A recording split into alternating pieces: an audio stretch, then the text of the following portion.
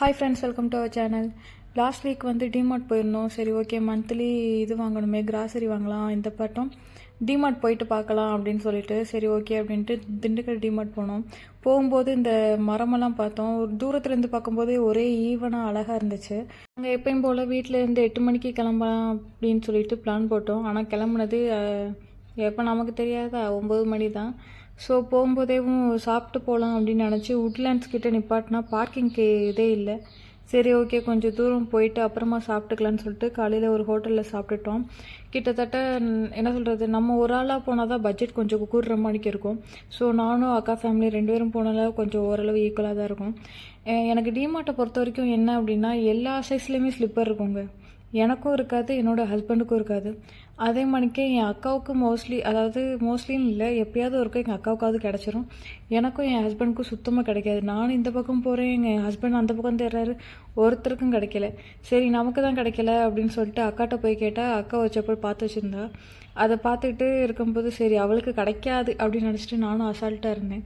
கடைசியில் பார்த்தா அவள் சைஸ்க்கு எல்லா செப்பல்லுமே இருந்துச்சு. என் சைஸுக்கு ஒரு செப்பல் கூட கிடைக்காதுங்க.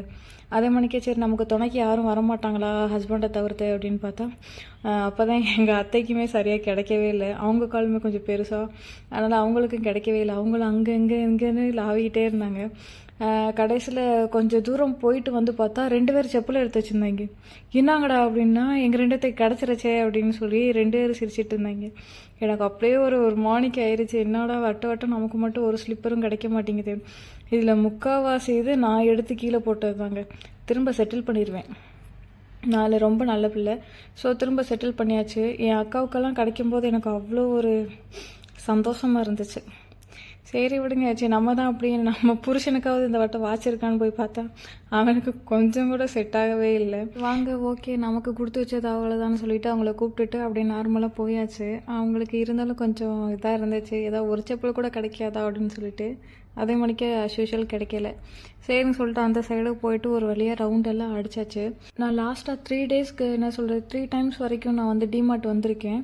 ஆனால் நான் நிறைய இது பார்க்குற போதெல்லாம் கொஞ்சம் டெக்கர் ஐட்டம் இதெல்லாம் எடுத்து போட்டிருப்பேன்.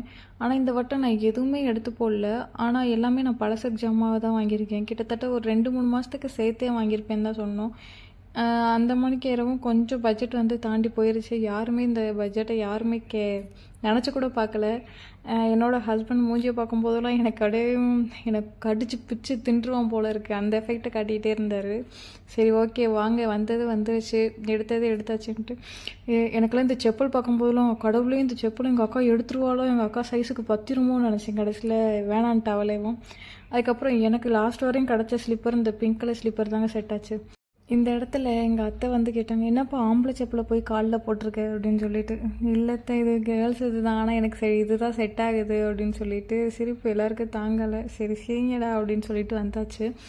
சரி ஓகே, ட்ரெஸ்லேயாவது ஏதாவது கிடைக்குமான்னு சொல்லி பார்த்தோம். அப்போ தான் இந்த நைட் ட்ரெஸ் எல்லாம் நிறையா போட்டிருந்தாங்க. இது வந்து 600 சம்திங் இருந்துச்சு இதெல்லாம்.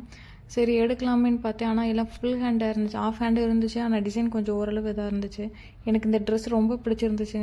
என்னோடய ஹஸ்பண்ட்கிட்ட கேட்டிருந்தேன், உனக்கு பிடிச்சா எடுத்துக்கோ அப்படின்னு சொல்லியிருந்தாங்க. அதுக்கப்புறம் இந்த பேண்ட் எல்லாமே 300 சம்திங் இந்த மணிக்கு தான் போட்டிருந்தாங்க. சரி ஒன்று எடுக்கலாம்னு நினச்சேன். ஆனால் நம்மக்கிட்ட எந்த இதுவுமே கிளியராக எனக்கு செலக்ட் பண்ண தெரியாது, அதுதான் உண்மை. சரி எதுக்கு நம்ம ஒன்று எடுப்பானே, அது கடைசியில் கபோர்டுக்குள்ளே வைக்கணும் அப்படின்னு சொல்லிட்டு வேண்டான்னு சொல்லியாச்சு. ஷால் எல்லாமே பார்த்தேன், ஆனால் எனக்கு எதுவும் செட் ஆகலை, அதான் செலக்ட் பண்ண தெரியல எனக்கு. சரி ஓகே, எப்போயுமே அக்கா பண்ணுவா, இல்லைன்னா என்னோடய ஹஸ்பண்ட் பண்ணுவாங்க. ஸோ 2 பேருமே அந்த டைமில் எனக்கு வந்து கொஞ்சம் என்னை விட்டு தாண்டி போயிருந்தாங்க. நான் திரும்ப என் ஹஸ்பண்டை கூப்பிட்டேன். ஆனால் அவர் வேண்டதை எடுன்னு தான் சொன்னார். ஆனால் எனக்கு வேண்டாம் அப்படின்னு பட்டுச்சு. ஸோ அதனால் ரிட்டர்ன் வந்தாச்சு.